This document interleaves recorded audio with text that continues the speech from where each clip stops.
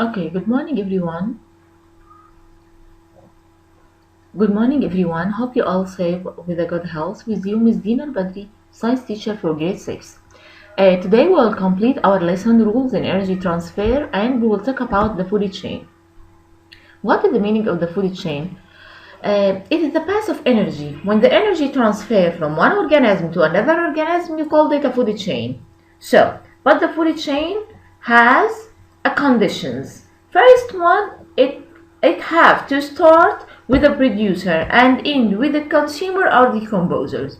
So, any food chain start with the producers and end with consumer. The arrows in the food chain represent the flow of energy from the body of the consumed organism to the body of the consumer or producers from the base of the food chain.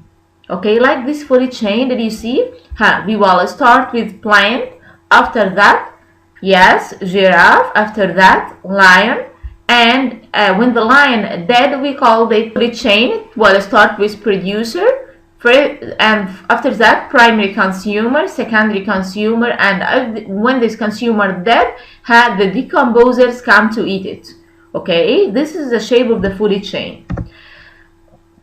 Producers transfer energy to the first or primary consumer in the food chain.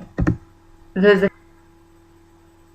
secondary consumer consumes the primary consumer. The third consumer is the secondary consumer, and so on. Finally, decomposers recycle matter back to the soil. How do food webs show energy connections? In nature, energy and nutrients connected are more complicated than a simple food chain. We have another something, we call it food web. It's the feeding relationships among organisms in an ecosystem. Food webs are made up of many food chains. Okay, so we have a food chain. It is the symbol, a symbol of energy transfer from one living organism to another. It will start with producer and end with consumer or decomposers. A food web is a web. More than food chain are connected together to transfer energy. Okay, so food web are made up of many food chains. Many different energy passes lead from producer to the top predator. Did you see? This is the shape of the food web. We have more than one food chain in this food web. It allows the energy transfer from one living organism to another, and so on. Okay? All living organisms are connected by a global food webs, which include web that began on land and web that began in the water.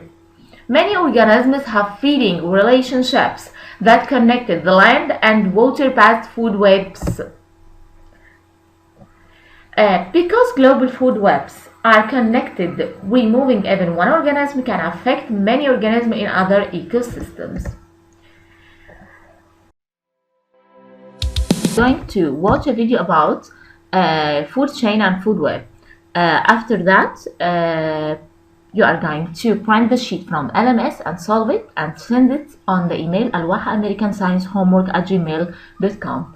Thank you.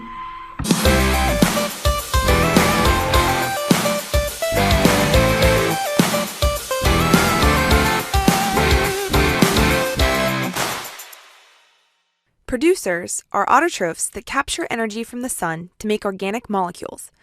There is an exception, though, and the exception are the chemosynthetic bacteria that can make organic molecules from chemicals in hydrothermal vents and don't require the sun's energy to do so.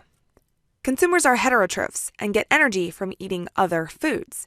We can break consumers into more categories as well based on their diets. Herbivores, like grasshoppers, will eat only producers. An omnivore will eat producers and consumers, like a bird that eats seeds and insects. Carnivores eat other consumers, and decomposers will break down all dead organisms from every part of the food chain, which is why it's written on the side of this diagram. Detritivores are a specific type of decomposer, which feeds on detritus, which is fecal matter or decomposing organic matter. Each trophic level on this pyramid indicates the organism's position in a sequence of energy transfers. Producers are at the bottom because they support all the levels above. They get their energy from the sun, and that energy gets transferred to the organisms that consume them. We can follow the energy transfer by looking at a food chain, which is a single pathway of feeding relationships among organisms in an ecosystem that results in energy transfer. Arrows are used to show the direction of energy transfer, so it goes from the food into the mouth of the eater. Food chains are a great way to follow energy transfer, but in reality, a food chain is oversimplified. A food web consists of interrelated food chains, and it's a better representation of reality. You can see all the different organisms in an ecosystem or habitat and how they relate. The amount of energy that gets transferred from one level to the next is surprisingly small.